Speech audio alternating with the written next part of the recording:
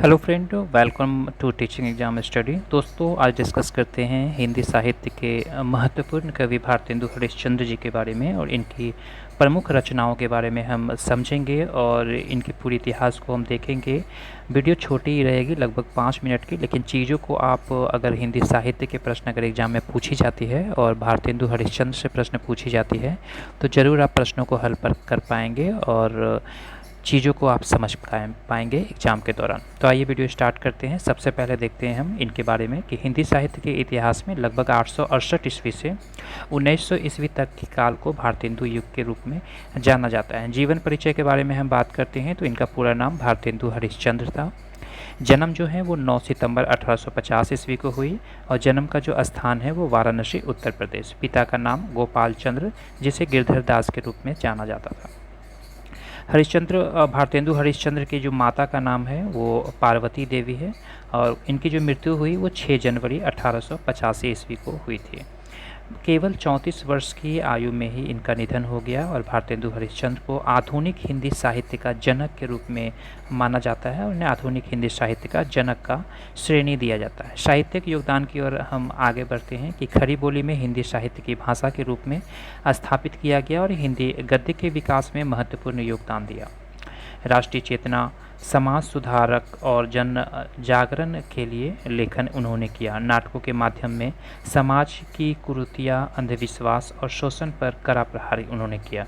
पत्रकारिता के क्षेत्र में भी उन्होंने अग्रणी भूमिका निभाई।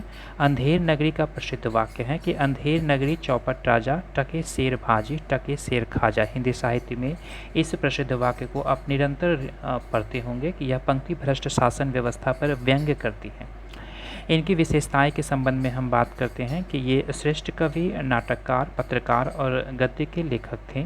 इनकी रचनाओं में राष्ट्रभक्ति और समाज सुधार की भावना प्रमुखता से मिलती है। इन्होंने हिंदी भाषा को सरल, सुबोध और जनसुलभ बनाया और हिंदी नवजागरण के ये अग्रदूत के रूप में माने जाते हैं। भारतेंदु हरिश्चंद्र ने हिंदी भाषा, साहित्य और पत्रकारिता को नई दिशा दी और उन्होंने अपने लेखन के माध्यम से समाज को जागरूक किया और राष्ट्रभक्ति की भावना को प्रबल किया।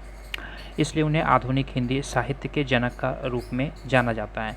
आइए इनकी कुछ प्रमुख रचनाओं के बारे में हम गौर करते हैं जो कि एग्ज़ाम में रिकॉल करना आपके लिए काफ़ी आवश्यक है। अगर आप यूजीसी नेट की एग्ज़ाम दे रहे हैं, हिंदी टीजीटी की एग्ज़ाम जो होने वाली है जून महीने में, उसकी एग्ज़ाम की तैयारी कर रहे हैं और अगर बीपीएससी, टीआरई, पीजीटी, टीजीटी की और 6 to 8 के विषय में हिंदी अगर आपकी है तो ये भी आपके लिए वीडियो काफ़ी बहुमूल्य साबित हो सकती है।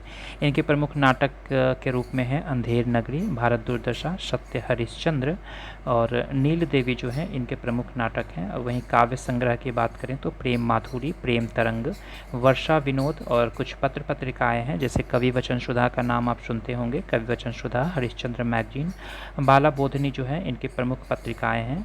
और महत्वपूर्ण तथ्य परीक्षा हेतु काफ़ी इंपॉर्टेंट है, इन्हें आधुनिक हिंदी साहित्य के जनक माना जाता है। भारतेंदु हरिश्चंद्र का जन्म 9 सितंबर 1850 ईस्वी को, जन्म स्थान वाराणसी और मृत्यु 6 जनवरी 1885 ईस्वी को। प्रमुख नाटक अंधेर नगरी और भारतेंदु युग का जो काल है वो 1868 ईस्वी से 1900 ईस्वी के रूप में माना जाता है।